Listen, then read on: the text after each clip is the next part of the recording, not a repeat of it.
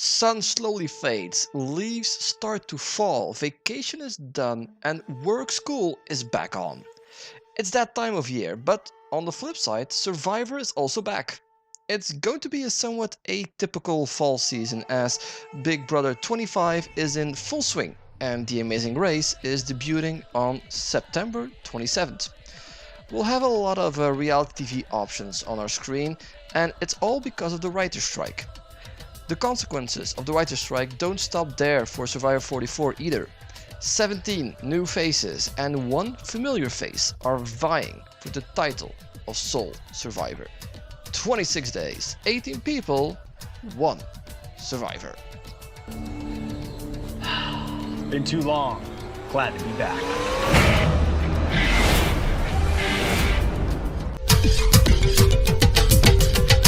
We know very little as far as the team and twist are concerned. The new era of Survivor doesn't really have any real teams anymore as it did in its first 40 seasons. Something I wish they brought back. It gave some color to the season's beginning. Also, no real news on the twist. This most likely means that we're getting more of the same. The biggest news we have, however, is we're getting 90-minute episodes. Not only during the premiere, but every single week. Of course, this is a consequence of the writer's strike.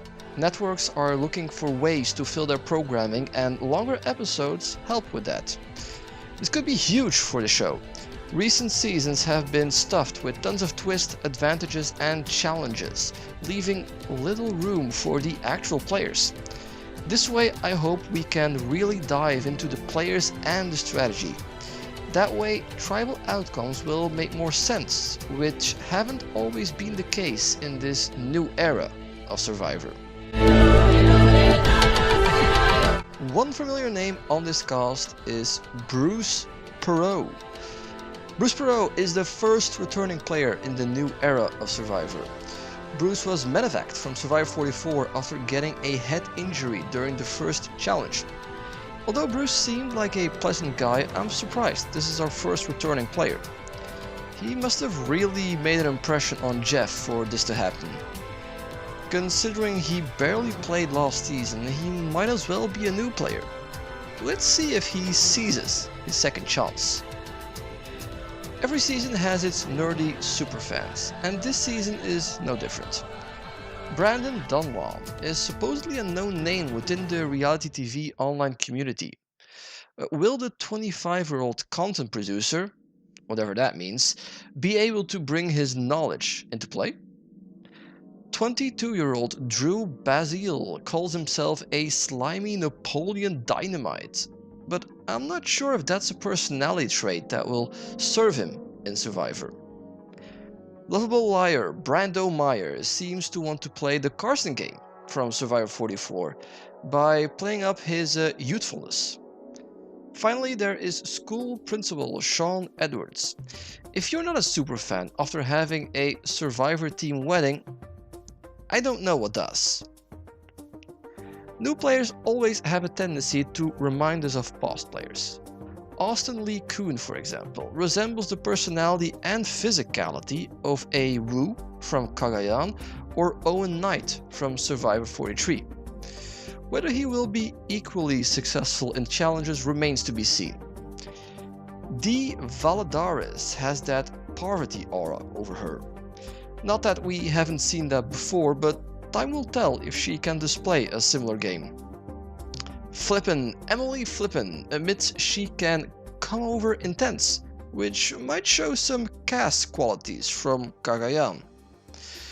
Katura Tops seems like a strong alpha African American female that brings to mind the likes of Drea Wheeler.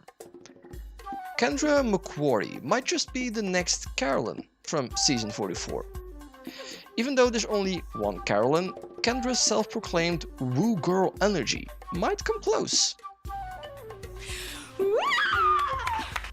The strongest resemblance is that between Hannah Rose and Kelly Wentworth.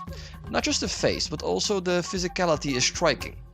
Add to that her therapist background and you might have an early favorite. Winner, winner, chicken dinner. Although There is of course that therapist curse that the new era of Survivor has brought to existence. Finally, if there's one thing Survivor likes in a contestant, it's one with a unique story. Jay Maya is a Harvard Law attendee turned into singer-songwriter with her music going viral on TikTok. Now, she's not the first to go viral on TikTok, but still, remarkable. A somewhat similar story with 26-year-old Jake O'Kane, an attorney who is at the same time a children's theater teacher. He also apparently lost a big amount of weight to be here. Julie Alley equally took a second chance in life as she went to law school at age 40. However impressive, she is the oldest contestant at 49, which might give her some trouble early on. Nurse Kelly Nelbandian fought COVID on the front lines. It's there that she discovered Survivor and fell in love with the show. I don't know how that will help her in the game, but it's a good story.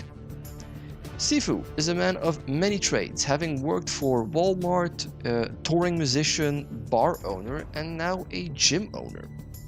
Adaptable, clearly, but can he translate that to the game? Saving the quirky for last, Caleb Gabriel Wolt stands out in a crowd. Having worked many jobs, like Sifu, Caleb lives in the moment. He's bringing his bag of tricks, but will that give us Tony, Kagayan and Winners at War upside? Or give us Tony Game Changers downside? Guess we'll see. In the end, previewing a season is taking a shot in the dark. No pun intended. It's always fun to see how wrong or right we actually were. Let me know what you think of the cast of Survivor 44 and what your expectations are for the season. The plan is to come back when the merge hits to analyze the pre-merge game, and at the end of the season we'll come back again to give a final judgment on the season. Hope to see you then. Until next time.